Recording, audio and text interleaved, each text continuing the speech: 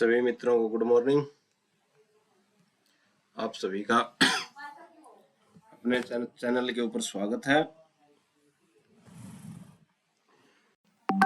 आज जो हम बात करने जा रहे हैं वो बात करेंगे कंपनी विधि के ऊपर।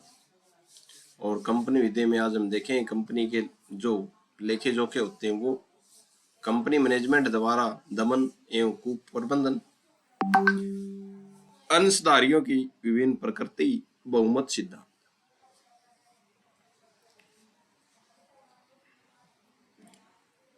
इन पर हम बात करेंगे और इनसे भिन्न भी जो हमारे प्रश्न हमारे सामने आएंगे उनको हम देखते हुए चलेंगे।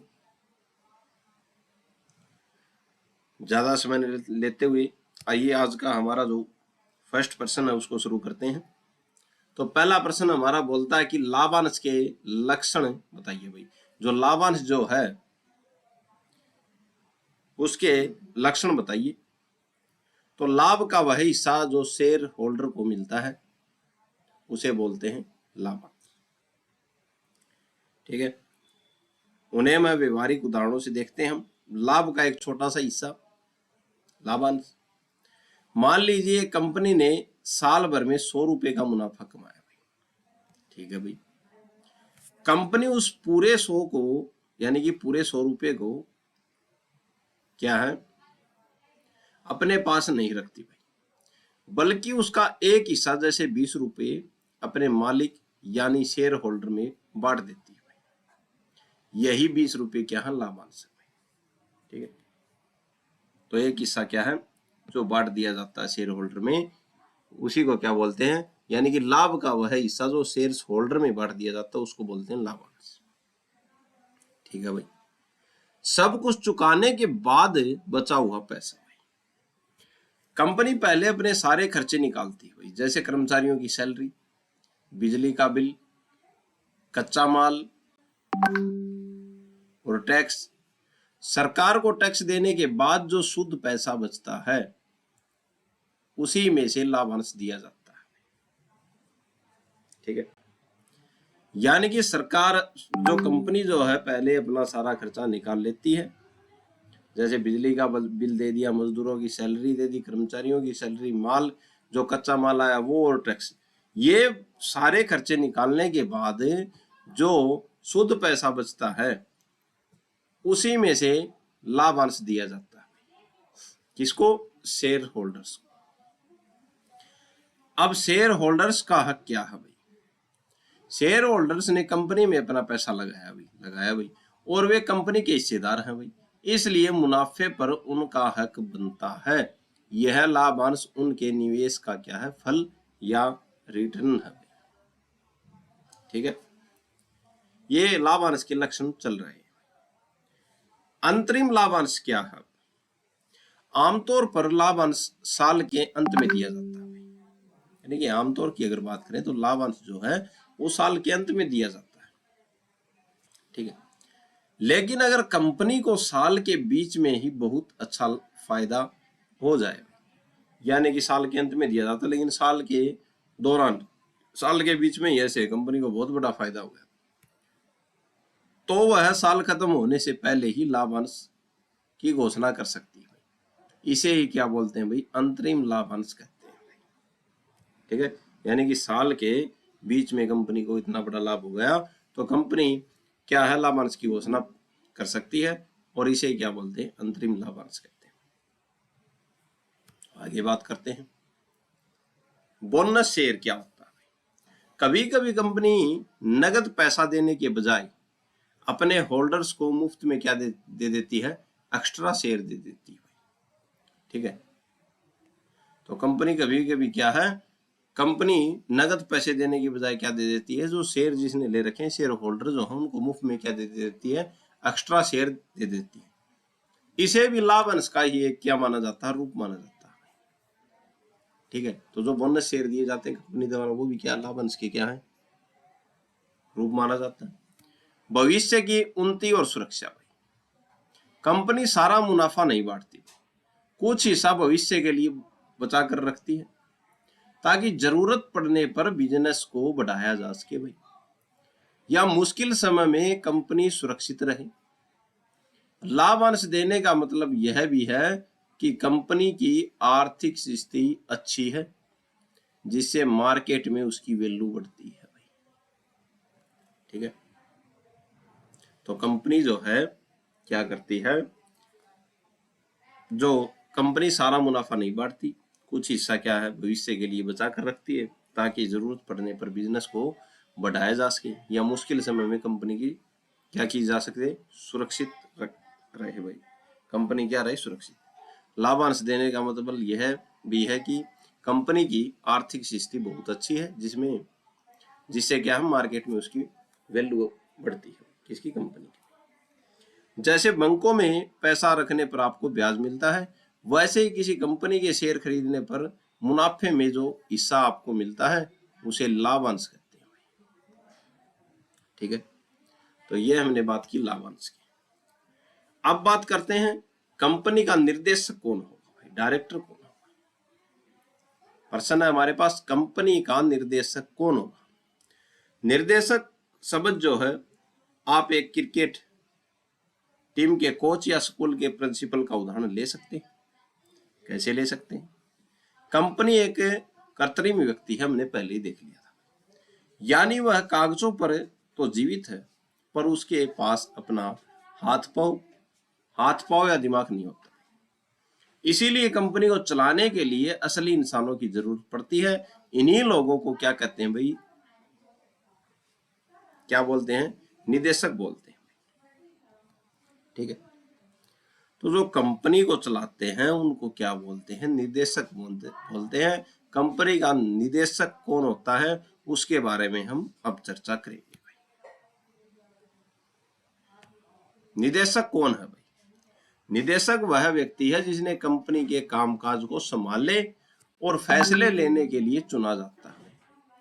निदेशक वह व्यक्ति है जिसे कंपनी के कामकाज को संभालने और फैसले लेने के लिए चुना जाता है। बहुत सारे निदेशक मिलकर बोर्ड ऑफ डायरेक्टर बनाते हैं, डायरेक्टर्स बनाते हैं, जो कंपनी का दिमाग कहलाता है। ठीक है, तो निर्देशक जो है, निदेशक क्या है, निदेशक का काम है कि कंपनी के कामकाज को संभाले और कंपनी के फैसले ले। ठीक है, और बहुत सारे निदेशक मिलकर क्या बनाते हैं, बोर्ड ऑफ डायरेक्टर्स बनाते हैं, जो कंपनी का क्या होता है, दिमाग होता है। निदेशकों की संख्या कितने होने चाहिए भाई, कानून के हिसाब से अलग अलग कंपनियों में संख्या अलग अलग है, ये हमने पहले भी देख ली थी। पब्लिक कंपनी में निदेशक होंगे भाई 3, और प्राइवेट कंपनी में निदेशक होंगे 2, और 1% जो कंपनी होगी उसमें निदेशक होगा 1 भाई। अधिकतम निदेशकों की बात करें तो कितने हो सकते हैं, किसी भी कंपनी में ज्यादा से ज्यादा 15 निदेशक हो सकते हैं। विशेष प्रस्ताव पास करके इसे बढ़ाया भी जा सकता है। ठीक है, ज्यादा से ज्यादा 15, लेकिन विशेष प्रस्ताव पास करके इनको बढ़ाया भी जा सकता है। ठीक है, आगे बात करते हैं। निवासी निदेशक क्या होता है? हर कंपनी में कम से कम एक ऐसा डायरेक्टर होना जरूरी है जो भारत का निवासी हो। इसका मतलब है कि वह पिछले साल कम से कम 182 दिन भारत में रहा हो। यह नियम इसलिए है ताकि कंपनी की जिम्मेदारी तय की जा सके। ठीक है, निवासी का मतलब यह है कि एक डायरेक्टर जो है वो कहाँ का निवासी हो, भारत का हो। इसका मतलब है कि वह पिछले साल कम से कम 182 दिन भारत में रहा हो। यह नियम इसलिए है ताकि कंपनी की जिम्मेदारी तय की जा सके। निदेशक की दोहरी भूमिका, जैसा कि आपने रामचंद्र एंड सन्स केस की बात है, केस का जिक्र किया हमने, रामचंद्र एंड सन्स। निदेशक के 2 मुख्य रूप होते हैं, एजेंट के रूप में। एक तो निदेशक होता है एजेंट के रूप में, जब वह कंपनी के नाम पर किसी भारी व्यक्ति से डील या कॉन्ट्रैक्ट करता है तो वो क्या हो गया, एजेंट के रूप में हो गया। दूसरा हो गया न्यासी के रूप में, वह कंपनी के पैसे और संपत्ति का रखवाला होता है। उसे कंपनी के फायदे के लिए काम करना होता है, अपने निजी स्वार्थ के लिए नहीं भाई। ठीक है, तो पहला निदेशक हो गया, दो प्रकार के हैं। निर्देशक के दो मुख्य रूप होते हैं। रामचंद्र एंड सन्स के केस में ये जिक्र किया हुआ है कि एक तो एजेंट के रूप में होता है जो किसी बाहरी कंपनी या बाहरी व्यक्ति के साथ डील करता है, वही कॉन्ट्रैक्ट करता है। फिर न्यासी के रूप में निदेशक का क्या काम है, वह कंपनी के पैसे और संपत्ति का रखवाला होता है, उसे कंपनी के फायदे के लिए काम करना होता है, अपने निजी स्वार्थ के लिए नहीं। ठीक है, आगे की बात करते हैं। निष्कर्ष, निदेशक कंपनी का मस्तिष्क और हाथ पैर है। कंपनी अधिनियम 2013 की धारा 2 की उपधारा 34 बस इतना कहती है कि जो बोर्ड में नियुक्त हैं वो निदेशक हैं, लेकिन असल में यह वो व्यक्ति है जो कंपनी की नीतियां बनाता है। धारा 2 की उपधारा 34 ये बोलती है कि निदेशक वो है जो बोर्ड में नियुक्त है, लेकिन असल में यह वो व्यक्ति है जो कंपनी की नीतियां बनाते हैं और यह सुनिश्चित करता है कि कंपनी कानून के दायरे में रहकर काम करे। ठीक है, ये फिर से वही केस आ गया, रामचंद्र एंड सन्स बनाम कन्हैयालाल, 1966 का केस था। उच्चतम न्यायालय द्वारा यह कहा गया कि निगमित निकाय में निदेशकों की सृष्टि को समझ पाना आसान नहीं। निदेशक कंपनी का अभिकर्ता यानी कि एजेंट भी है और न्यासी भी है। ठीक है, सारत यह कहा जा सकता है कि निदेशक बोर्ड व्यक्तियों का एक ऐसा निकाय है जो कंपनी के कारोबार का संचालन करता है और जो कंपनी के प्रबंधन के लिए उत्तरदायी होता है वही बोर्ड। ठीक है, आगे बात करते हैं। निदेशक एक एजेंट के रूप में, ये मैंने पहले देख लिया, निदेशक एक एजेंट के रूप में कब होता है। जैसे एक एजेंट अपने मालिक के लिए काम करता है वैसे ही निदेशक कंपनी के लिए काम करता है। जब निदेशक कंपनी के नाम पर कोई कॉन्ट्रैक्ट या सौदा करता है तो उसके लिए वह खुद जिम्मेदार नहीं होता, बल्कि कौन जिम्मेदार होता है, कंपनी जिम्मेदार होती है। क्योंकि किसके लिए किया है, कंपनी के लिए किया। कंपनी एक आर्टिफिशियल क्या है, व्यक्ति है, कृत्रिम व्यक्ति है। वे कंपनी की तरफ से सिग्नेचर करते हैं और कंपनी का प्रतिनिधित्व करते हैं। भाई एजेंट के रूप में कौन, निदेशक। अब निदेशक एक न्यासी के रूप में, न्यासी वह व्यक्ति होता है जिसे किसी दूसरे की संपत्ति की देखभाल की जिम्मेदारी दी जाती है। ठीक है, कंपनी का पैसा और संपत्ति असल में शेयर होल्डर की होती है। कंपनी का जो पैसा और संपत्ति वो शेयर होल्डर की होती है। ठीक है, क्योंकि लोगों ने उस पर पैसे लगाए हुए, शेयर लिए। ठीक है, निदेशकों के हाथ में यह संपत्ति एक अमानत के तौर पर होती है। उन्हें इसका इस्तेमाल खुद के फायदे के लिए नहीं बल्कि कंपनी के फायदे के लिए करना चाहिए। ठीक है, अगर वे पैसे का गलत इस्तेमाल करेंगे तो उन्हें जवाब भी देना होगा। ठीक है, तो निदेशक एक न्यासी के रूप में भी होता है। यह स्थिति उलझन भरी क्यों है भाई? अब कोर्ट ने क्या कहा कि एजेंट, निदेशक जो है वो एजेंट भी बन सकता है और वो न्यासी भी है, तो ऐसी स्थिति उलझी हुई क्यों है, इसके बारे में क्या कहा। सुप्रीम कोर्ट ने ऐसा इसलिए कहा क्योंकि निदेशक न तो पूरी तरह से एजेंट है और न पूरी तरह से ट्रस्टी है। ठीक है, वे एजेंट है लेकिन उनके पास एजेंट से कहीं ज्यादा अधिकार है भाई। ठीक है भाई, वे ट्रस्टी हैं जैसे, लेकिन कंपनी की संपत्ति कानूनी तौर पर उनके नाम नहीं है बल्कि कंपनी के नाम होती है। ठीक है, तो सुप्रीम कोर्ट ने कहा वे एजेंट हैं लेकिन उनकी शक्ति एजेंट से कहीं ज्यादा है। वे ट्रस्टी हैं लेकिन कंपनी की संपत्ति कानूनी तौर पर उनके नाम नहीं होती बल्कि कंपनी के नाम होती है। ठीक है, तो निदेशक एजेंट भी और क्या है, न्यासी भी। ये बात देखी हमने। ठीक है, केस याद रखना, रामचंद्र एंड सन्स बनाम कन्हैयालाल 1966 का केस। आगे बात करते हैं। अब बात आ जाती है निदेशक की नियुक्ति कैसे की जाती है भाई। तो निदेशक की नियुक्ति के बारे में देखते हैं। कंपनी में निदेशक की नियुक्ति को आप एक फिल्म के कास्टिंग प्रोसेस की तरह समझ सकते हैं। ठीक है, कास्टिंग प्रोसेस की तरह समझ सकते हैं। अलग अलग समय में अलग अलग तरीके से निदेशकों को चुना जाता है। कंपनी अधिनियम 2013 की धारा 152 में निदेशकों की नियुक्ति के बारे में प्रावधान किया गया। तो कंपनी अधिनियम 2013 की धारा 152 में क्या बोलती है? धारा 152 पहले निदेशक शुरुआत करने वाला, पहला निर्देशक वो है जो शुरुआत करने वाला होता है। धारा 152 की उपधारा 1, जब कंपनी बिल्कुल नहीं होती है तब उसे चलाने के लिए तुरंत किसी की जरूरत होती है। ठीक है, ये कौन है? पहले निर्देशक, फर्स्ट डायरेक्टर। धारा 152 की उपधारा 1 में ये बात कही गई है।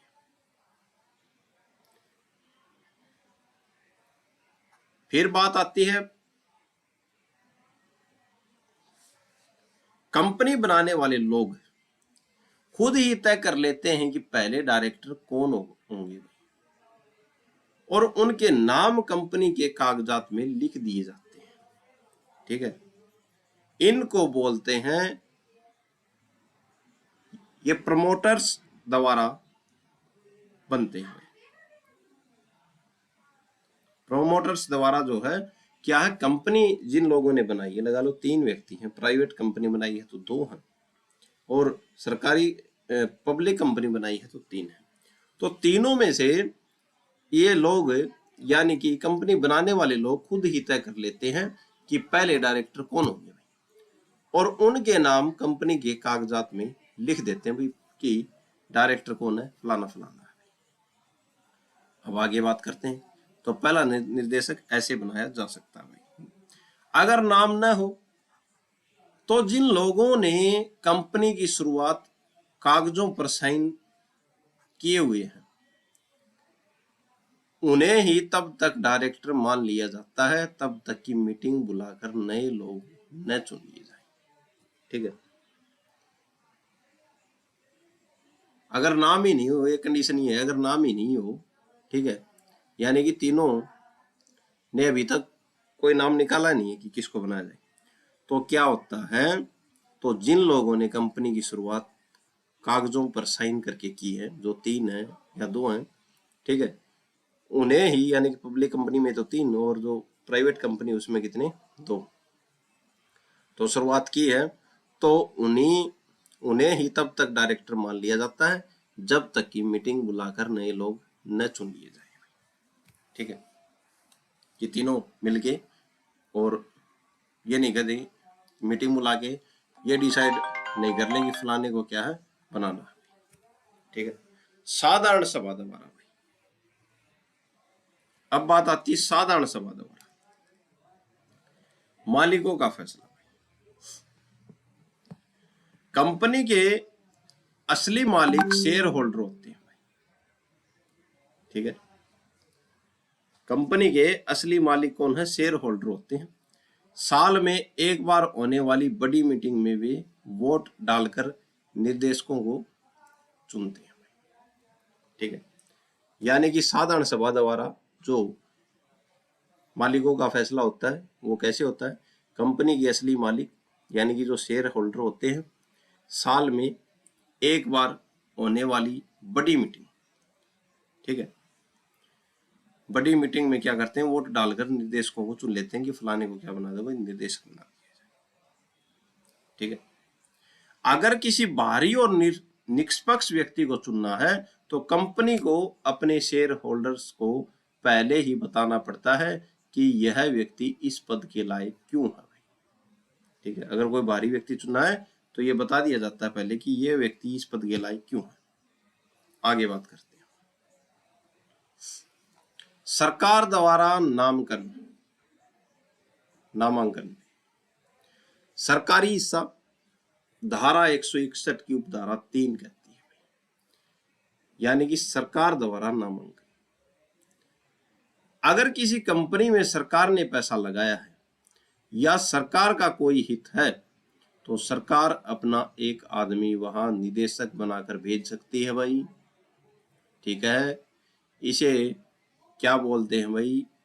सरकार द्वारा नामांकन कहते हैं। ठीक है, ताकि सरकार की नजर कंपनी के कामकाज पर बनी रहे। तो सरकार ने जिस कंपनी में पैसा लगाया तो सरकार भी क्या कर सकती है? अपना एक निदेशक बना के भेज सकती है भाई।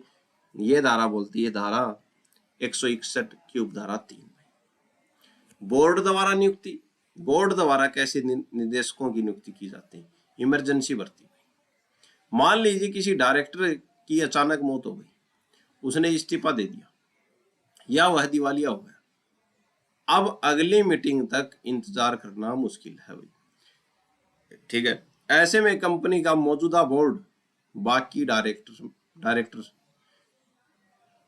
मिलकर किसी को खाली जगह भरने के लिए चुन सकते हैं। यह व्यक्ति सिर्फ तब तक काम करता है जब तक पुराने डायरेक्टर का बचा हुआ समय पूरा न हो जाए। ठीक है, तो ये व्यक्ति तब तक काम करेगा जब तक पुराने बचे हुए डायरेक्टर का समय पूरा न हो जाए, जब तक वो मीटिंग नहीं हो जाती। कोर्ट या ट्रिब्यूनल द्वारा भी मदद के लिए धारा 242 की उपधारा 2। तो कोर्ट या ट्रिब्यूनल से द्वारा मदद के लिए भी अगर कंपनी में कोई घोटाला हो रहा है या काम ठीक से नहीं चल रहा और इसकी शिकायत सरकार को मिलती है तो अधिकरण, ठीक है, अधिकरण खुद अपनी तरफ से नए डायरेक्टर नियुक्त कर सकता है ताकि कंपनी को बर्बादी से बचाया जा सके। ठीक है, तो हमने देखा कैसे कैसे नियुक्त किए जाते हैं। पहला जो निर्देशक होता है वो, फिर साधारण सभा द्वारा, अगर नाम न हो तो, ठीक है, जो कंपनी बनाने वाले हैं वो डिसाइड करें कैसे किसको बनाना निर्देशक, फिर सरकार द्वारा नामांकन और बोर्ड द्वारा नियुक्ति, फिर कोर्ट या ट्रिब्यूनल द्वारा नियुक्ति। ठीक है, अब बात आती है यहाँ पे 70 साल वाला नियम क्या है भाई, और ये फिट कहाँ पे बैठता है? फिट तो सभी में बैठता है, लेकिन यहाँ पे एक बात कही थी, जब तक क्या नहीं बचा हो, दिवालिया ना हो जाए और कब तक बना रहेगा? बचा हुआ समय पूरा ना हो जाए। वैसे तो डायरेक्टर के लिए एक उम्र सीमा होती है, लेकिन अगर कोई व्यक्ति बहुत काबिल है और कंपनी को लगता है कि 70 साल की उम्र के बाद भी वह बहुत फायदेमंद साबित होगा, तो एक विशेष प्रस्ताव पास करके उसे डायरेक्टर बनाया जा सकता है। ठीक है, अब सारांश देख लेते हैं इस पूरे प्रश्न का। शुरुआत में हमने देख लिया जो प्रोमोटर्स जो होते हैं, प्रोमोटर्स तय करते हैं कि किसको बनाया जाए डायरेक्टर। नॉर्मल तरीके से शेयर होल्डर की मीटिंग में चुनते हैं। जरूरत पड़ने पर सरकार या बोर्ड खुद चुन लेती है। गड़बड़ी होने पर कोर्ट दखल देता है। ठीक है, आगे बात करते हैं। अगला जो हमारा प्रश्न है वो कंपनी के निदेशक को कैसे हटाया जाता है। अब बना दिया तो इसको हटाया कैसे जाएगा? कंपनी के डायरेक्टर निदेशक को हटाना उतना ही आसान है जितना किसी टीम के कैप्टन को बदलना। ठीक है, अगर टीम के सदस्य खुश न हो तो उसे हटाया जा सकता है। कैसे?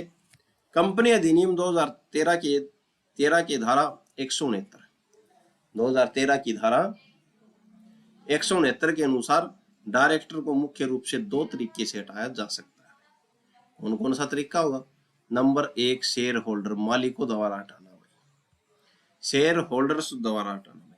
यह सबसे आम तरीका है क्योंकि कंपनी शेयर होल्डर्स की होती है भाई, इसलिए उनके पास डायरेक्टर को निकालने की ताकत होती है, साधारण बहुमत। अगर कंपनी के आधे से ज्यादा शेयर होल्डर यानी कि 51% शेयर होल्डर सहमत हैं तो वे एक साधारण संकल्प पास करके डायरेक्टर को क्या कर सकते हैं भाई, हटा सकते हैं भाई।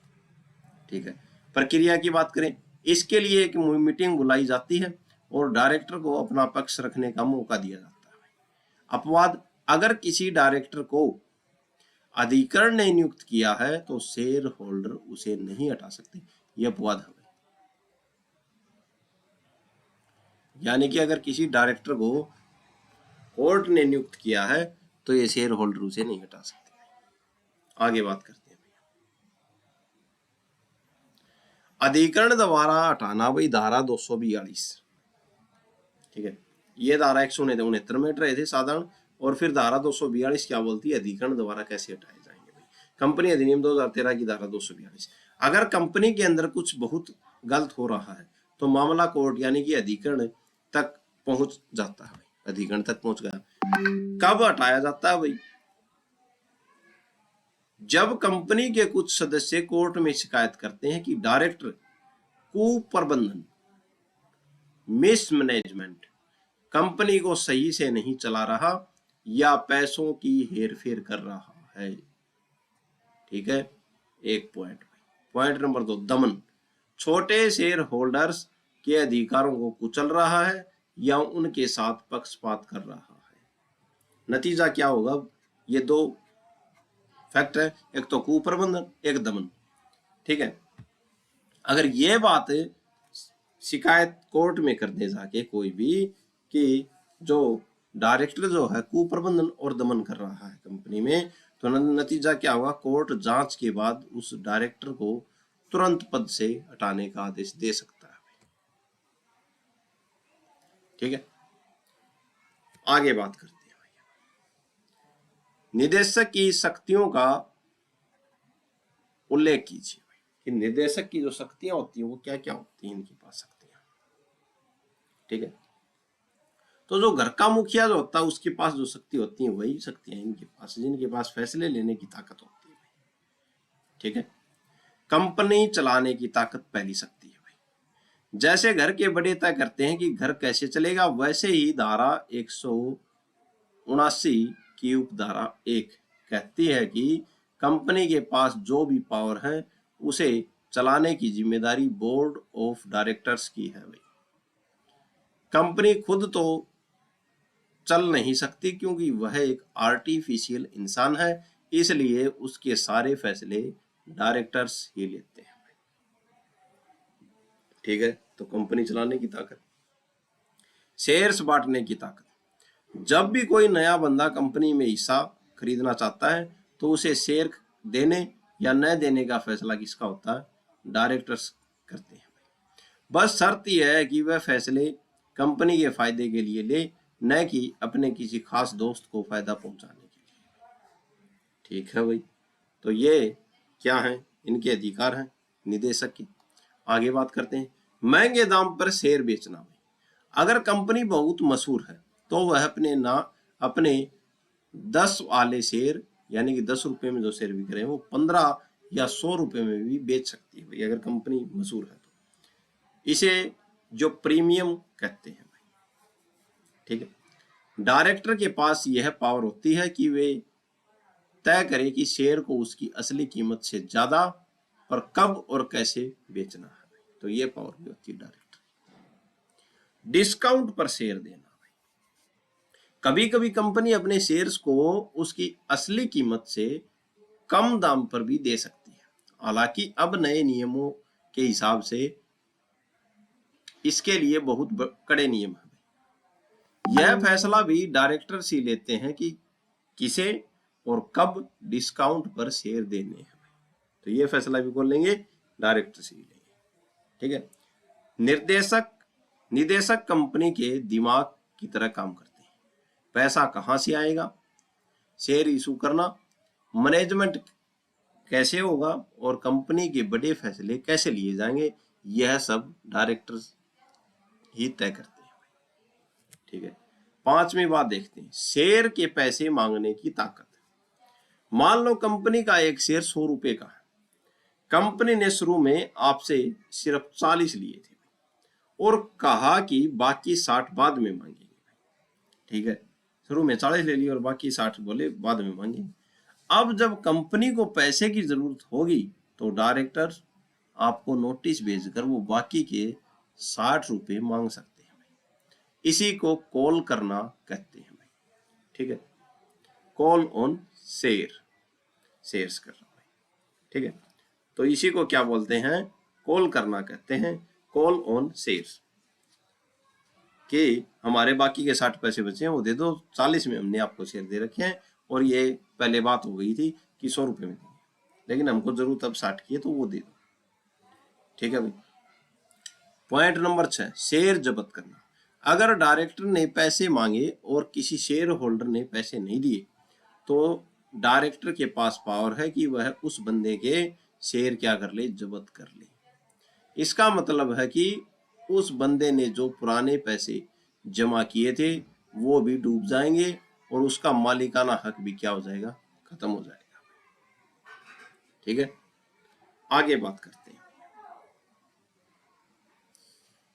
कॉन्ट्रैक्ट्स और लोन लेने की ताकत भाई।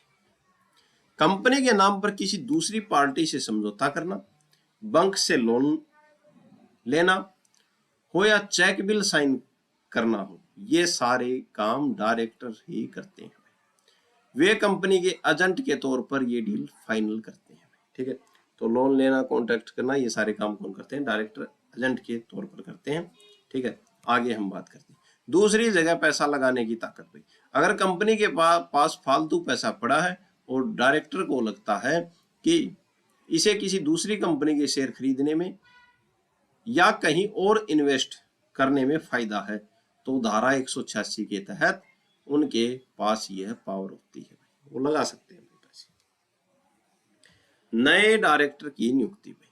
वैसे तो डायरेक्टर को शेयर होल्डर चुनते हैं, लेकिन अगर अचानक कोई जगह खाली हो जाए, जैसे किसी की मौत हो गई या किसी ने इस्तीफा दे दिया, तो बोर्ड ऑफ डायरेक्टर खुद भी किसी को अस्थायी रूप से डायरेक्टर बना सकते हैं ताकि काम न रुके भाई। ठीक है, तो बोर्ड ऑफ डायरेक्टर बना सकते हैं भाई, इसको क्या सदस्य बना सकते हैं अस्थायी रूप से। केस करने का अधिकार। अगर कोई कंपनी के साथ धोखाधड़ी करे या कंपनी का पैसा मार ले तो कंपनी की तरफ से कोर्ट में केस फाइल करने की पावर डायरेक्टर्स के पास होती है। अगर डायरेक्टर खुद ही गड़बड़ कर रहे हो तो शेयर होल्डर आगे आएंगे भाई। अगर डायरेक्टर ही गड़बड़ करते हैं तो शेयर होल्डर जिन्हें शेयर ले रखे, शेयर होल्डर्स जो है वो आगे आएंगे।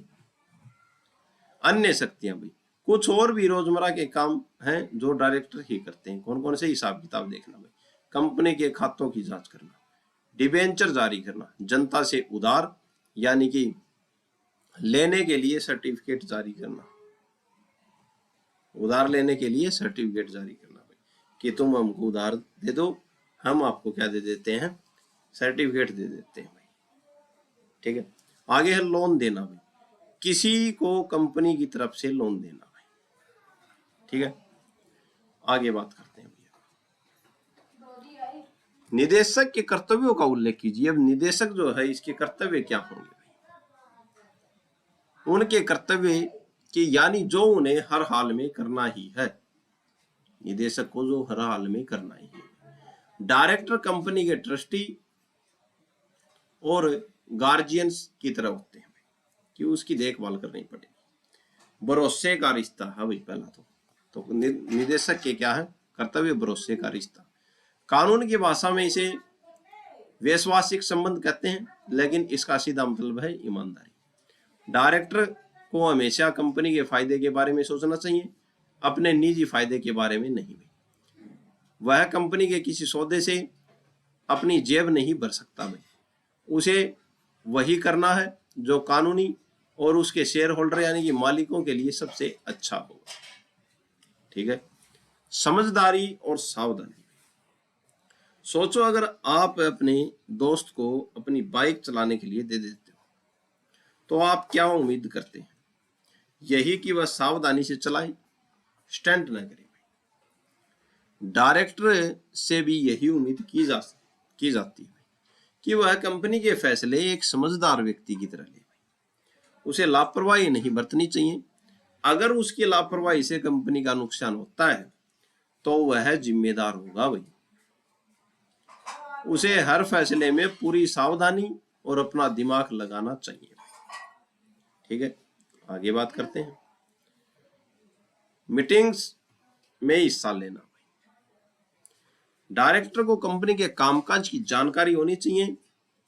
उनका यह फर्ज है कि जब भी बोर्ड की मीटिंग हो वे उसमें जाएं।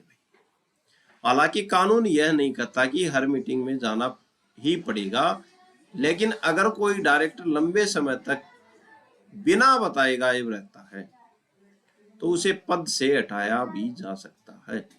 मीटिंग में जाने का मतलब है कि आप कंपनी के फैसलों में शामिल हैं और सो नहीं रहे। ठीक है, तो यह भी डायरेक्टर का क्या है, कर्तव्य है। अपना काम खुद करना। कानून कहता है कि कंपनी ने भरोसा आप पर किया है, इसलिए आप किसी और को मत सौंपो भाई। ठीक है, तो कानून कहता है कि कंपनी ने भरोसा आप पे किया है, आप किसी और को मत सौंपो कोई। नियम, आप अपनी पावर किसी दूसरे को नहीं दे सकते, जैसे कि भाई मेरी जगह आज तू साइन कर दे, ये नहीं होगा। अपवाद, लेकिन अगर कंपनी के नियमों में लिखा है या कंपनी को चलाने के लिए ऐसा करना बहुत जरूरी है, तभी आप अपना काम किसी और को सौंप सकते हैं। ठीक है, अगर कंपनी के नियमों, तो अपवाद है इसमें, अगर कंपनी के नियमों में लिखा है कि ऐसा करना जरूरी है या कंपनी चलाने के लिए ऐसा करना बहुत जरूरी है, तभी आप अपना काम किसी और को सौंप सकते हैं भाई, अन्यथा नहीं सौंप सकते। ठीक है, आगे बात करते हैं। खुद का लालच न करना। डायरेक्टर का यह फर्ज है कि वह कंपनी के सौदों में अपना निजी फायदा न ढूंढे। ठीक है, मान लो कंपनी को एक जमीन खरीदनी है, डायरेक्टर को पता है कि वह जमीन उसके भाई की है। अब यहां उसका पर्सनल इंटरेस्ट आ गया। ऐसे में उसे साफ साफ बताना होगा कि इसमें मेरा हित है। वह चुपचाप कंपनी को नुकसान पहुंचाकर खुद की जेब नहीं भर सकता। कंपनी का फायदा सबसे ऊपर होना चाहिए। ठीक है, आगे बात करते हैं। कागजी कार्रवाई और अन्य जिम्मेदारी। भाई, एक डायरेक्टर को ऑफिस के बाबू वाले कुछ जरूरी काम भी करने पड़ते हैं ताकि सरकार की नजरों में कंपनी सही चले। जैसे रिकॉर्ड रखना, सभी मेंबर्स यानी कि हिस्सेदारों का रजिस्टर और कंपनी के खर्चों का हिसाब सही सलामत रखना। मीटिंग बुलाना, साल में कम से कम एक बार सभी मालिकों को बुलाकर हिसाब देना। सरकार को बताना, अगर कंपनी में कोई बड़ा बदलाव हुआ है तो उसकी खबर रजिस्ट्रार को देना भाई। ठीक है, यानी कि सरकार को बता दिया कि ऐसे बदलाव हुआ, इसलिए आपको खबर देनी। बैलेंस शीट भाई, कंपनी ने कितना कमाया और कितना खोया, इसकी सही रिपोर्ट तैयार करना, इसको बोलते हैं बैलेंस शीट। शेयर का नियम भाई, अगर जनता से पैसा मांगा है और कम से कम जरूरी पैसा इकट्ठा नहीं हुआ तो शेयर नहीं बांटना। ठीक है, तो शेयर का नियम क्या है, अगर जनता से पैसा मांगा है और कम से कम जरूरी पैसा, जितना कम से कम जो था मिनिमम पैसा इकट्ठा नहीं हुआ तो शेयर नहीं बांटना। कंपनी बंद होने पर भाई, अगर कंपनी बंद हो रही है तो सरकारी अफसर को पूरी जानकारी देना कि कंपनी के पास क्या क्या है भाई। ठीक है, तो ये क्या है, निदेशक के क्या है, कर्तव्य है। अब बात करते हैं हम अंशधारियों की विभिन्न प्रकार की बैठकों की विवेचना करना। ठीक है, कि जो अंशधारियों की विभिन्न प्रकार की बैठकों की विवेचना कीजिए भाई। अंशधारियों की विभिन्न प्रकार की जो बैठकें उनके बारे में हम चर्चा करेंगे। तो कंपनी एक लोकतंत्र की तरह है।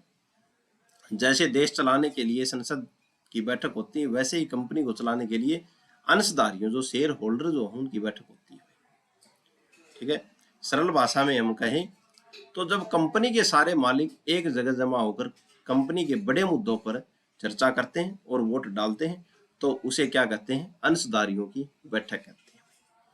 यानी कि कंपनी के सभी मालिक कंपनी के बड़े मुद्दों पर चर्चा करते हैं और वोट डालते हैं तो उसे क्या कहते हैं, कंपनियों अंशधारियों की बैठक कहते हैं। ठीक है, कंपनी के सभी मालिक एक जगह जमा होकर कंपनी के बड़े मुद्दों पर चर्चा करते हैं और वोट डालते हैं, तो उसे अंशधारियों की बैठक कहते हैं। आइए आगे बात करते हैं। कंपनी अधिनियम के हिसाब से ये बैठकें मुख्य रूप से 3 तरह की होती हैं। तो 3 तरह की बैठकें होती हैं। कौन कौन सी? एक तो है वार्षिक साधारण सभा। वार्षिक साधारण सभा में यह सबसे जरूरी मीटिंग है। इसे आप कंपनी का सालाना जलसा कह सकते हैं। तो जो कंपनी का सालाना जलसा होता है, साल में जलसा होते हैं, उसको बोलते हैं वार्षिक साधारण सभा। कब होती है? हर साल एक बार यह मीटिंग करना कानूनी रूप से जरूरी है। क्यों होती है? इसमें साल भर का हिसाब किताब दिखाया जाता है, मुनाफा तय किया जाता है और नए डायरेक्टर्स या ऑडिटर्स चुने जाते हैं। ठीक है। गैप की बात करें, 2 वार्षिक साधारण सभा के बीच 15 महीने से ज्यादा का अंतर नहीं होना चाहिए। ठीक है। तो 2 वार्षिक साधारण जो बैठकें होती हैं, उनके अंदर, उनके बीच में 15 महीने से ज्यादा अंतर नहीं होना चाहिए। ठीक है। 15 महीने से पहले पहले दूसरी बैठक यानी कि वार्षिक साधारण बैठक करनी जरूरी है। ठीक है। साधारण सभा। अब है वार्षिक साधारण सभा और दूसरी है असाधारण साधारण सभा। अब मान लो कि साल खत्म होने में अभी 6 महीने बाकी है। ठीक है भाई, लेकिन कंपनी में कोई बहुत जरूरी काम आ गया जिस पर मालिकों की राय लेनी है। ठीक है। तो तब कौन सी सभा होगी? तो तब क्या होगा? असाधारण साधारण सभा बुलाई जाएगी। कब होती है भाई? 2 वार्षिक साधारण सभा के बीच में कभी भी हो सकती है। ठीक है। यानी कि 2 वार्षिक साधारण सभा के बीच में 15 महीने का अंतर होना चाहिए और इन 15 महीने के दौरान जो ये असाधारण साधारण सभा जो है, ठीक है, कभी भी हो सकती है। बीच में कभी भी हो सकती है। ठीक है। क्यों होती है? अब ये अगर कोई इमरजेंसी फैसला लेना है, जैसे कंपनी का नाम बदलना, किसी डायरेक्टर को अचानक हटाना आदि, जिसे अगली साल की मीटिंग तक नहीं टाला जा सकता, तो ये क्या होती है? असाधारण साधारण सभा होती है। ठीक है। और ये जो 15 महीने का से ज्यादा जो अंतर जो होता है इन दो में, जो वार्षिक साधारण सभा में और दूसरी वार्षिक साधारण सभा में जो 15 महीने तक का अंतर नहीं होना चाहिए, उसके बीच में, ठीक है, कभी भी ये मीटिंग हो सकती है। लगा लो, एक मान लो 6 तारीख को 6/5/2023 को मीटिंग हो गई। कौन सी? वार्षिक साधारण। ठीक है। अब इस मीटिंग को हुए 6 महीने हो गए। ठीक है। यानी कि ऐसे मान लो 7 तारीख और 12वां महीना और 2023 का दिन है। तो इस समय हमको एक अर्जेंट में क्या हो गया? एक मीटिंग करनी पड़ गई। क्यों करनी पड़ गई? क्यों? या तो कंपनी का नाम बदलना था या किसी डायरेक्टर को अचानक हटाना था। तो ये जो सभा होगी इस समय, और अगली जो सभा होनी है 6/5/2023 को, 2024 को, इसके बीच में भी टाइम पड़ा है। तो अगर अर्जेंट में हटाना है तो हम ये सभा करेंगे असाधारण साधारण सभा। ठीक है। जो इन दोनों के बीच में कभी भी हो सकती है भाई, क्योंकि अगली मीटिंग तक हम टाल नहीं सकते, क्योंकि टाइम बहुत है, सभी ने पड़ेगी। ठीक है। अगर कोई इमरजेंसी फैसला लेना है, जैसे कंपनी का नाम बदलना, किसी डायरेक्टर को अचानक हटाना जिसे अगली साल की मीटिंग तक नहीं टाला जा सकता, तो हम कौन सी सभा बुलाएंगे? असाधारण साधारण सभा। ठीक है भाई। तीसरी बैठक है वर्ग बैठक। ठीक है, वर्ग बैठक क्या है भाई? धारा 48। कंपनी में अलग अलग तरह के शेयर होल्डर होते हैं। ठीक है, जैसे इक्विटी शेयर वाले देखे थे हमने, वो हैं, और जो जनता पैसा लगाती है वो। कंपनी में अलग अलग शेयर होल्डर होते हैं। तो वर्ग बैठक कब होती है? जब किसी एक खास कैटेगरी के शेयर होल्डर के अधिकारों में कोई बड़ा बदलाव करना हो। तो वर्ग बैठक उस समय होती है जब किसी खास कैटेगरी के शेयर होल्डर में, यानी कि दोनों में से कौन से में भी कैटेगरी के शेयर होल्डर के अधिकारों में कोई बड़ा बदलाव करना हो, तब ये वर्ग बैठक होती है। क्यों होती है? इसमें सिर्फ उसी क्लास या वर्ग के लोग हिस्सा लेते हैं जिन पर उस फैसले का असर पड़ना है। अगर पब्लिक ने जो पैसा लगाया है उन शेयरों के ऊपर, उन शेयर होल्डर के ऊपर उनके अधिकारों में बदलाव हो रहा है, तो पब्लिक वाले शेयर होल्डर के लोग जो हैं वो लेंगे हिस्सा। और अगर इक्विटी शेयर होल्डर जो हैं उनके अधिकारों में कोई बदलाव हो रहा है, तो इक्विटी शेयर वाले लोग लेंगे हिस्सा। ठीक है, तो ये क्यों है? इसमें सिर्फ उसी क्लास या वर्ग के लोग हिस्सा लेते हैं जिन पर उस फैसले का असर पड़ने वाला है। वर्ग बैठक में धारा 48 में बात कही गई है। आइए आगे बात करते हैं। कंपनी के प्रबंधन में बहुमत सिद्धांत क्या है? अपवाद सहित इसकी व्याख्या कीजिए। बहुमत सिद्धांत क्या है? तो हम देखते हैं, कंपनी एक लोकतंत्र की तरह है। लोकतंत्र में क्या होता है? जिसकी लाठी उसकी बस, यानी जिसके पास ज्यादा वोट होते हैं वो जीत जाता है। तो जिसके पास ज्यादा शेयर हैं वही फैसले लेंगे। ठीक है, इसे ही बहुमत का सिद्धांत कहते हैं। ठीक है, बहुमत का सिद्धांत क्या है, एक बार हम इसको व्यवस्थित करते हैं। फास बनाम हार्बोटल। फास बनाम हार्बोटल का केस था। के केस में समझा जाता है इसको, कोर्ट ने इस फैसले में कहा था कि अगर कंपनी के साथ कुछ गलत हुआ तो केस करने का अधिकार सिर्फ किसको? कंपनी को। अगर बहुमत कोई फैसला लेती है तो अल्पसंख्यक उसमें तब तक दखल नहीं दे सकते जब तक काम कानून है। ठीक है, यानी कि जब तक काम कानूनी है तब तक वो दखल नहीं देंगे। कौन? अल्पसंख्यक। फास बनाम हॉर्बोटल केस, कोर्ट ने कहा था अगर कंपनी के साथ कुछ गलत हुआ है तो केस करने का अधिकार किसको? कंपनी को। ठीक है, अगर बहुमत कोई फैसला लेती है, यानी कि जो जिसके पास ज्यादा शेयर है वो अगर कोई फैसला लेती है तो अल्पसंख्यक उसमें तब तक दखल नहीं देंगे, यानी कि जिसके पास थोड़े शेयर हैं वो अल्पसंख्यक हैं, वो तब तक दखल नहीं दे सकते जब तक काम कानूनी है। अगर कानूनी काम नहीं है तो वो अल्पसंख्यक दखल देंगे। अदालतें कंपनी के अंदरूनी मामलों में टांग नहीं अड़ाएंगे। ठीक है, ये बात कही थी किसने? फास बनाम हॉर्बोटल केस में न्यायालय ने, कि अदालतें इसमें टांग नहीं अड़ाएंगी जब तक क्या है, अगर मामला कानूनी है, अगर बहुमत कोई फैसला लेता है और अल्पसंख्यक उसमें क्या नहीं करेंगे? दखल नहीं देंगे जब तक काम कानूनी है।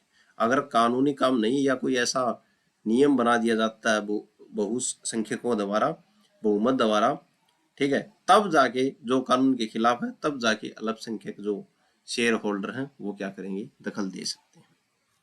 ठीक है, अदालतें कंपनी के अंदरूनी मामलों में टांग नहीं अड़ा सकती। अगर वो कानूनी नहीं है तब अदालतें टांग अड़ा सकती हैं। ठीक है, सरल शब्दों में अगर 100 में से 60 लोग कह रहे हैं कि ए काम करना है भाई, तो बाकी 40 को चुप रहना होगा भाई।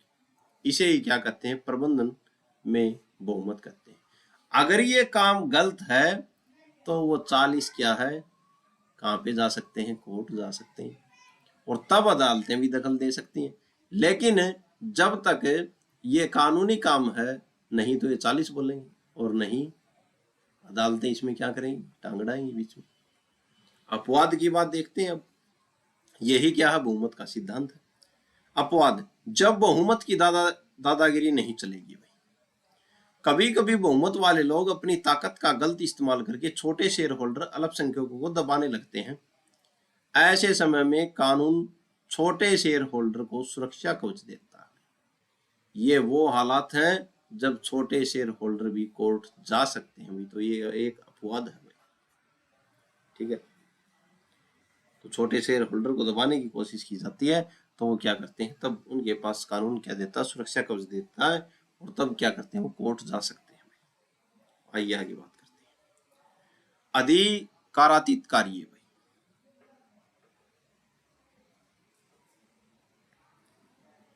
अधिकारातीत कार्य, अगर बहुमत वाले लोग ऐसा काम करें जो कंपनी के सीमा नियम के खिलाफ है, जो MOA जो बना जो था उसमें अगर बहुमत वाले लोग ऐसा काम करें जो कंपनी के सीमा नियम के खिलाफ है, जो नियम जो थे उनके खिलाफ है, तो उसे बहुमत से भी पास नहीं किया जा सकता।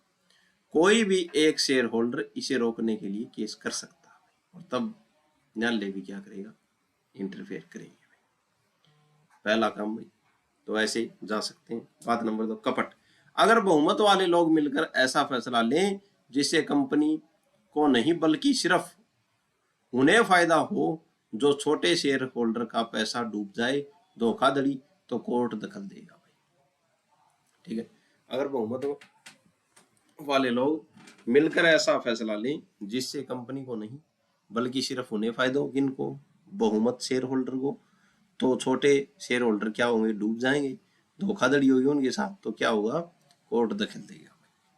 विशेष संकल्प, दो बात देख ली हमने, तीसरी बात देखते हैं विशेष संकल्प। कुछ काम ऐसे होते हैं जिनके लिए कानून कहता है कि 75% वोट चाहिए भाई।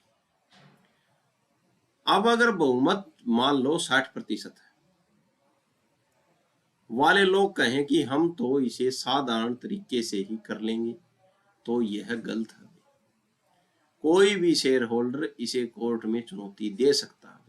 75% की शर्त होगी, वहां पे 60% साधारण बहुमत से कैसे कर लोगे। तो कोई भी इसे क्या है, किसी फैसले को लेने के लिए अगर 75% की मांग है वोटिंग की, अगर 60% मिल रहे हैं तो साधारण बहुमत से नहीं होगा, तरीके से नहीं होगा, यह गलत है। तो कोई भी शेयर होल्डर इसे कोर्ट में चुनौती दे सकता है। बात नंबर 4, दोषी व्यक्ति का नियंत्रण भाई। सोचो अगर घर का मुखिया ही चोरी कर रहा हो, तो क्या वह खुद के खिलाफ पुलिस में शिकायत करेगा, नहीं करेगा। वैसे ही अगर कंपनी के बड़े अधिकारी बहुमत वाले ही गबन कर रहे हैं, तो वे कंपनी के नाम पर केस नहीं करेंगे। ऐसी स्थिति में छोटा शेयर होल्डर कंपनी की तरफ से केस लड़ सकता है। ठीक है, आगे बात करते हैं। पांचवी बात, व्यक्तिगत अधिकार। हर शेयर होल्डर के पास कुछ अपने अधिकार होते हैं, जैसे वोट देने का अधिकार या डिविडेंड पाने का अधिकार। बहुत बहुमत वाले लोग वोट डालकर किसी का यह व्यक्तित्व हक नहीं छीन सकते। ठीक है, तो हर शेयर होल्डर के पास अपने खुद के अधिकार होते हैं, जैसे वोट देने का अधिकार, तो बहुमत वाले लोग वोट डालकर किसी का यह व्यक्तिगत नहीं छीन सकते। अन्यायपूर्ण आचरण एवं कुप्रबंधन, अगर कंपनी को इस तरह चलाया जा रहा है जिससे छोटे शेयर होल्डर का दम घुट रहा हो या कंपनी बर्बाद हो रही है, तो धारा 241 से 244 तक के ट्रिब्यूनल जा सकते हैं। ठीक है, तो धारा 241 से 244 के तहत वे कहां पे जा सकते हैं भाई, ट्रिब्यूनल जा सकते हैं। कौन, छोटे शेयर होल्डर। बहुमत का नियम कहता है कि कंपनी मेजोरिटी से चलेगी, लेकिन इसका मतलब यह नहीं कि मेजोरिटी वाला तानाशाह बन जाए। जहां मेजोरिटी कानून तोड़ती है या धोखा देती है, वहां कानून अल्पसंख्यकों का हाथ थाम लेता है। यह बात इस पूरे सारांश में कही हुई थी, पूरे प्रश्न में थी। आइए आगे बात करते हैं।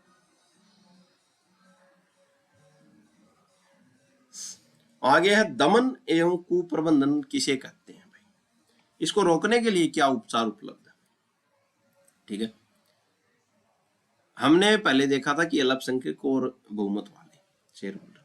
अब हम उन दो हथियारों की बात करेंगे जो अल्पसंख्यकों को तब मिलते हैं जब बहुमत वाले लोग अपनी हद पार कर देते हैं। ये दो हथियार कौन है, एक तो है दमन और एक है कुप्रबंधन। दमन, अन्यायपूर्ण आचरण। कानून में इसकी कोई एक फिक्स परिभाषा नहीं है, लेकिन इसका सीधा मतलब है दोष जमाना, अन्याय करना। इसका दमन का मतलब जब बहुमत वाले लोग अपनी ताकत का इस्तेमाल इस तरह करें कि छोटे शेयर होल्डर का दम घुटने लगे, ठीक है, तो इसको क्या बोलते हैं, दमन बोलते हैं। उदाहरण, मान लो कंपनी को बहुत फायदा हो रहा है, लेकिन बहुमत वाले लोग जानबूझकर मुनाफा नहीं बांट रहे, डिविडेंड यानी कि मुनाफा नहीं बांट रहे, ताकि छोटे शेयर होल्डर को पैसा न मिले और वे तंग आकर अपने शेयर सस्ते में बेच मांगे। ठीक है, तो ये क्या कर रहे हैं, ये दमन कर रहे हैं उनका। यह हर केस में अलग अलग हो सकता है। कोर्ट बस यह देखता है कि क्या बहुमत का बर्ताव कठोर, अन्यायपूर्ण या बेईमानी भरा है। ठीक है, अब बात है कुप्रबंध की। कंपनी को गलत तरीके से चलाना, वो क्या है, कुप्रबंध। इसका मतलब है कि कंपनी को चलाने के तरीके में ऐसी गड़बड़ी करना जिससे कंपनी बर्बाद हो जाए। ठीक है, धारा 242 ये बात कहती है कुप्रबंध के बारे में। जनता और कंपनी का नुकसान होगा भाई इसमें। अगर कुप्रबंधन है तो जनता और कंपनी दोनों का नुकसान होगा। जब कंपनी का कामकाज इस तरह से चलाया जाए जिससे कंपनी को घाटा हो रहा हो या आम जनता के हितों को चोट पहुंच रही हो, तो ये क्या है, कुप्रबंधन। मैनेजमेंट में खतरनाक बदलाव। मान लो कंपनी के बोर्ड ऑफ डायरेक्टर्स में अचानक ऐसे बदलाव किए गए जिससे अब यह पक्का लग रहा है कि कंपनी का भविष्य खतरे में है, तो ये क्या है, कुप्रबंधन। उदाहरण, कंपनी के कीमती जो जमीन मशीनें जो हैं को कोडियों के दाम पर अपने रिश्तेदारों को बेच देना, यह कंपनी के साथ क्या खिलवाड़ है और ये कंपनी का कुप्रबंधन है। नतीजा क्या होगा, अगर अल्पसंख्यक शेयर होल्डर आमतौर पर जिनके पास 10% शेयर हो को लगता है कि दमन या कुप्रबंध हो रहा है, तो वे कहां पे जा सकते हैं, ट्रिब्यूनल जा सकते हैं, नेशनल कंपनी लॉ ट्रिब्यूनल के पास जा सकते हैं, एनसीएलटी के पास जा सकते हैं। ट्रिब्यूनल के पास बहुत पावर होती है भाई, वह गलत तरीके से किए गए फैसलों को क्या कर सकता है, रद्द कर सकता है। दोषी डायरेक्टरों को क्या कर सकता है, हटा सकता है। यहां तक कि कंपनी को बंद करने का आदेश भी दे सकता है। तो ये नेशनल कंपनी लॉ ट्रिब्यूनल के पास पावर होती है। ठीक है, दमन मतलब छोटे शेयर होल्डर को तंग करना और कुप्रबंध मतलब कंपनी की लंका लगाना। इन दोनों ही केस में बहुमत का राज खत्म हो जाता है और कानून बीच में आ जाता है। आगे बात करते हैं। अगला प्रश्न है हमारा, दमन यानी कि अन्याय और कुप्रबंध यानी कि खराब मैनेजमेंट क्या होता है। ठीक है, ये हमने पहले भी देख लिया, एक बार फिर से देख लेते हैं। मान लो कि छोटे शेयर होल्डर दुखी होकर कोर्ट यानी कि अधिकरण ट्रिब्यूनल पहुंच गए, तो कोर्ट क्या जादू कर सकता है, इसी को उपचार कहते हैं। ठीक है, आइए देखते हैं।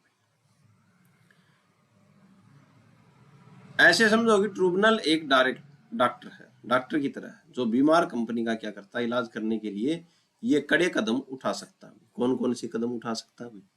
भविष्य के लिए नियम बनाना। कोर्ट कंपनी को सख्त आदेश दे सकता है कि भाई अब तक जो तमाशा हुआ वो हुआ, लेकिन अब से कंपनी ऐसे चलेगी जैसे हम कहेंगे। कोर्ट कंपनी के कामकाज के लिए नए नियम तय कर सकता है ताकि आगे अन्याय न हो। ठीक है, आगे बात, शेयर्स खरीदवाना। अगर झगड़ा इतना बढ़ गया है कि दो गुट एक साथ नहीं रह सकते तो कोर्ट कह सकता है, क्या कह सकता है? मेजोरिटी वाले लोग इस छोटे शेयर होल्डर के सारे शेयर खरीद लें और इसे इसका फायदा देकर सम्मान के साथ विदा करें। इससे उस मेंबर को अपना हक मिल जाता है और वह गंदे माहौल से बाहर निकल जाता है। यह आदेश भी कोर्ट दे सकता है। कुप्रबंधन और अन्याय वाले। फिर क्या? पूंजी कम करना। अगर कंपनी खुद अपने ही शेयर खरीद लेती है, जैसा ऊपर वाले पॉइंट में बताया गया, हाँ ये शेयर खरीद लिए भाई, ठीक है, छोटे शेयर खरीद लिए, तो कंपनी की कुल पूंजी कम हो जाती है भाई। ठीक है, कोर्ट इसके लिए भी कानूनी मंजूरी दे सकता है। ठीक है, अब कंपनी अपने खुद के शेयर की खरीदेगी तो कंपनी की पूंजी क्या होगी? कम होगी, और इसके लिए कोर्ट क्या कर देता? कानूनी मंजूरी दे देता। आगे बात करते हैं। आगे, पुराने समझौतों को रद्द करना। अगर किसी बेईमान डायरेक्टर या मैनेजर ने कंपनी के साथ ऐसा कॉन्ट्रैक्ट किया जिससे वह कंपनी को लूट रहा है, तो ट्रिब्यूनल के पास ये पावर है कि वह उस कॉन्ट्रैक्ट को खत्म कर दे या उसमें ऐसे बदलाव कर दे जिससे कंपनी का नुकसान बंद हो जाए। ठीक है, बाहरी लोगों के साथ सौदा रद्द करना। सिर्फ अंदर के लोग ही नहीं, बल्कि अंदर के लोग ही नहीं, अगर कंपनी ने किसी बाहर वाले के साथ भी मिलकर कोई ऐसा सौदा किया है जो कंपनी को डुबो रहा है, तो कोर्ट उस सौदे को भी रद्द या बदल सकता है। निष्कर्ष देखते हैं। ट्रिब्यूनल के पास इतनी पावर होती है कि वह कंपनी के अंदर सब कुछ ठीक करने के लिए किसी को निकाल सकता है कंपनी से, किसी का हिसाब बराबर करवा सकता है और कंपनी के नियम बदल सकता है। ठीक है, धारा 241 में शिकायत होती है और धारा 242 में कोर्ट अपना फैसला इलाज सुनाता है। ठीक है, आगे बात करते हैं। तो आज का जो हमारा अंतिम लास्ट प्रश्न है उसके बारे में देखते हैं, वो क्या बोलता है। कंपनी अधिनियम 2013 के अंतर्गत कंपनी के लेखों के बारे में क्या उपबंध किया गया है? कंपनी अधिनियम 2013 के अनुसार हर कंपनी के लिए अपने पैसों का हिसाब किताब रखना कानूनी रूप से अनिवार्य है, यानी कि लेखे जोखे। ठीक है, लेखों के बारे में क्या उपबंध किया गया उसके बारे में, तो कंपनी अधिनियम 2013 के अनुसार हर कंपनी को अपने पैसों का हिसाब किताब रखना कानूनी रूप से अनिवार्य है। आइए देखते हैं। नंबर 1, हिसाब किताब कहाँ और कैसे रखा जाएगा? धारा 128 जगह कंपनी को अपनी सभी लेखा बही बुक्स ऑफ अकाउंट अपने रजिस्टर्ड ऑफिस में रखनी होंगी। तो जो रजिस्टर्ड ऑफिस है उसमें रखना होगा कंपनी को अपनी क्या? लेखा बहियां। डबल एंट्री, हिसाब हमेशा डबल एंट्री सिस्टम, यानी लेन देन होते ही उसे दर्ज करना भाई, कितना रुपया लिया, इतना दिया है, दोनों लेते देते ही क्या दर्ज कर लिया, पर होना चाहिए भाई, डबल एंट्री के हिसाब से होगा भाई हिसाब किताब। इलेक्ट्रॉनिक रूप भाई, आप चाहे तो कंप्यूटर या क्लाउड पर भी हिसाब रख सकते हैं, बस वो सुरक्षित होना चाहिए। धारा 128 में आप हिसाब किताब रख सकते हैं। क्या क्या लिखना जरूरी है? धारा 2 की उपधारा 13, जैसे कि आपने भी बताया कंपनी को इन 4 पॉइंट पर रिकॉर्ड रखना होता है भाई, तो क्या क्या लिखना जरूरी है? एक तो पैसा, कितना पैसा आया और कितना खर्च हुआ। बात नंबर 2, समान सेवा, क्या खरीदा और क्या बेचा।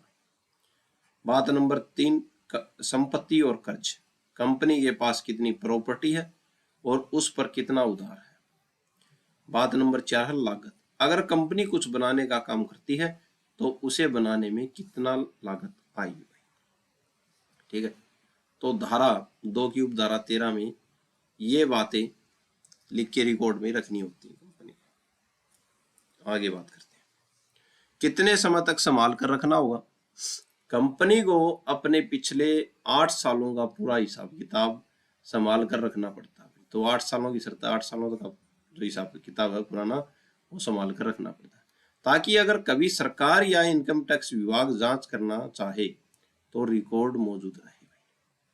ठीक है। वित्तीय विवरण धारा 129, हर साल के अंत में कंपनी को अपनी फाइनेंशियल रिपोर्ट बनानी होती है। ठीक है। वित्तीय विवरण यानी कि वित्तीय रिपोर्ट बनानी होती है, जिसमें मुख्य रूप से 2 चीजें होती हैं।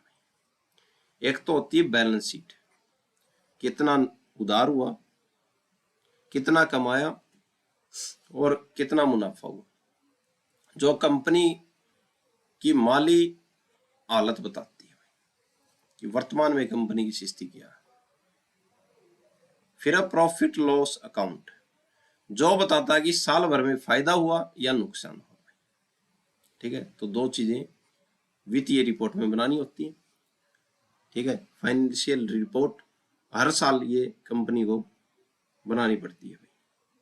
बैलेंस शीट होती है इसमें और प्रॉफिट और लॉस अकाउंट होता है। खास बात ये रिपोर्ट जो है ट्रू एंड फेयर व्यू पेश करनी चाहिए, यानी इसमें कोई हेरफेर नहीं होनी चाहिए दोनों रिपोर्टों में। आसान शब्दों में बात करें, जैसे हम घर का बजट बनाते हैं कि कितना कमाया और कितना उड़ाया, वैसे ही कंपनी के लिए भी कानून ने नियम बना दिया है। बस फर्क इतना है कि कंपनी को यह रिकॉर्ड 8 साल तक रखना है, रजिस्टर्ड ऑफिस में रखना है और इसे पारदर्शी रखना है, ताकि शेयर होल्डर को धोखा न हो। ठीक है। तो बैलेंस शीट और जो क्या है प्रॉफिट लॉस अकाउंट, ये दोनों हर साल फाइनेंशियल जो रिपोर्ट है वो बनानी पड़ती है कंपनी, और ये बात धारा 129 में कही गई। तो आज के लिए इतना ही। चैनल को ज़्यादा से ज़्यादा शेयर करें। धन्यवाद।